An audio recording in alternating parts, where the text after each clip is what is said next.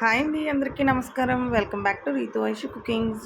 ఈరోజు నేను చేయబోయే రెసిపీ వచ్చేసి తోటకూర ఫ్రై అండి. ఈ తోటకూర ఫ్రై అనేది చాలా ఈజీగా చేసుకోవచ్చండి. మన ఇంట్లో ఉన్న వాటితోటే చాలా సింపుల్గా, చాలా టేస్టీగా, చాలా తొందరగా అయిపోయేలాగా ఎలా చేసుకోవాలనేది నేను మీకు ఈ వీడియోలో చేసి చూపిస్తానండి. ఇది మనం వారానికి 1-2 సార్లు ఇలా మనం ఫ్రై చేసుకోవడం కానీ, లేదంటే పప్పులో వేసుకోవడం కానీ చేయడం వల్ల మనకి హెల్త్కి కూడా చాలా మంచిదండి. ఇప్పుడు నేను లేత తోటకూర అనేది తీసుకున్నానండి. దీన్ని మనం బాగా కడిగేసుకొని సన్నగా ముక్కలుగా కట్ చేసుకుని పక్కన పెట్టేసుకుందామండి. నేను కాడలతో సహా వేసుకున్నానండి. అంటే లేతగా ఉండడం వల్ల కాడలతో సహా తీసుకున్నాను. చూసారు కదండి, ముందుగా నేను స్టవ్ వెలిగించుకుని పాన్ అనేది పెట్టుకున్నానండి. ఇందులో నేను ఒక 3 టీ స్పూన్ల వరకు ఆయిల్ అనేది వేసుకున్నాను. ఇందులో నేను 1 టీ స్పూన్ వరకు పచ్చెనగపప్పు, 1 టీ స్పూన్ వరకు మినపప్పు వేసుకున్నాను. అలాగే నేను ఒక హాఫ్ టీ స్పూన్ వరకు జీలకర్ర, ఒక పావు టీ స్పూన్ వరకు ఆవాలు వేసుకున్నానండి. పోపులు అనేది కొంచెం ఎక్కువ వేసుకుంటే టేస్ట్ అనేది చాలా బాగుంటుంది. ఇవి మనకు కొంచెం ఫ్రై అయ్యాక 3 ఎండుమిర్చి అనేది ఇలా చిన్న చిన్న ముక్కలుగా కట్ చేసుకోవాలండి. ఇందులో మనం కారం ఏమి వేయం కాబట్టి ఎండుమిర్చి కారం అనేది సరిపోతుందండి. ఇందులో నేను 10-12 వెల్లుల్లి రెబ్బలు అనేది వేసుకున్నాను. పొట్టు తీసేసి వేసుకోవాలండి. ఇలా వేసుకోవడం వల్ల వెల్లుల్లిపాయలు అనేది మనకి ఫ్రైలో చాలా బాగుంటాయి అన్నమాట అండి. ఇప్పుడు ఇందులో నేను కొద్దిగా కరివేపాకు కూడా వేసుకుని బాగా ఫ్రై చేసుకున్నాం కదండి. ఇప్పుడు నేను సన్నగా తరిగి పెట్టుకున్న ఒక మీడియం సైజు ఉల్లిపాయ అనేది వేసుకున్నానండి. చిన్న చిన్న ముక్కలుగా కట్ చేసి వేసుకోవడం వల్ల తోటకూరకి వేపుడికైతే చాలా బాగుంటుందండి. పప్పులన్నీ కూడా మనకి కరకరలాడుతూ ఇలా ఆయిల్లో మనము వేయించుకున్నాం కదండి. ఈ ఉల్లిపాయ కూడా దానివల్ల మనకి సాఫ్ట్గా ఉంటూ చాలా బాగుంటుందండి. నేను చెప్పిన విధంగా అయితే ఒక్కసారి ఉల్లిపాయ వేసుకొని తోటకూర ఫ్రై అనేది చేసుకోండి, చాలా బాగుంటుందండి.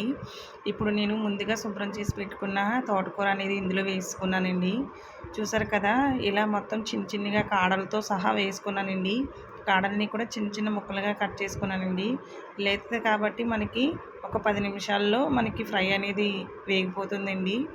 మొత్తం అంతా కూడా మనకి పోపులు కానించి మొత్తం అంతా బాగా కలిసేలాగా కింద నుంచి పై వరకు కలిసేలాగా మనం అలా కలుపుకుంటూ ఉంటే తోటకూర ఫ్రై అనేది మనకి ఈజీగానే అయిపోతుందండి.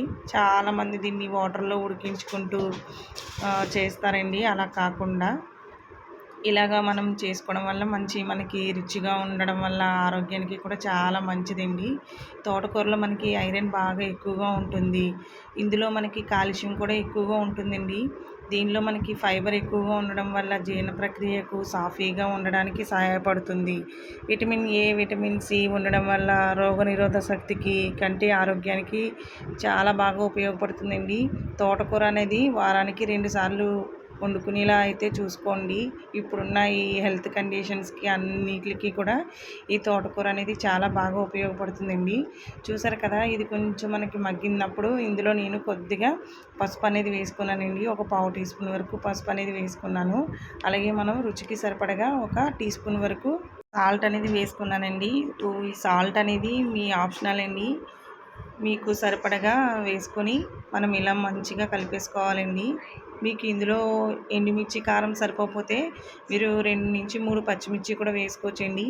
కానీ ఇలాగా చేసుకోవడం వల్ల మనకి చాలా టేస్ట్గా ఉంటుంది. ఇది మనం వేడివేడి అన్నంలో నెయ్యి వేసుకుని తింటే ఇంకా చాలా బాగుంటుందండి. చాలామంది పిల్లలు వెల్లుల్లి అనేది తినరండి. ఇందులో మనకి మంచిగా వేగిన వెల్లుల్లి ఉంటాయి కదండి. ఇలా మనం గరిటతో నేను చూపిస్తున్న విధంగా బాగా స్మాష్ చేసేసుకుంటే వేడివేడి దాని మీదన ఇందులో బాగా కలిసిపోతాయండి.